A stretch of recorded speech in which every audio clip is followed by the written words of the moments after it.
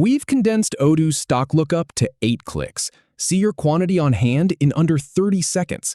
We'll start at the dashboard, open inventory, locate the product, then enable tracking to reveal the on-hand figure. First, go ahead and navigate to your Odoo homepage. Then, open the Inventory app from the main dashboard to get started. Now, click on Products in the top bar. Then, click on Products again to go into the product list. Select the specific product you'd like to check stock for by clicking on it. Once you're on the product page, go ahead and click the Track Inventory toggle switch to enable stock tracking. Then, click on Quantity on Hand to see the current inventory count.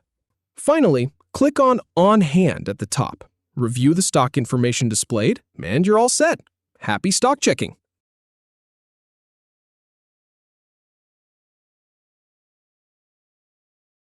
If you have any feedback, or if any info is inaccurate, please leave a comment below. We'll do our best to answer or redo the video if needed. Thanks for watching.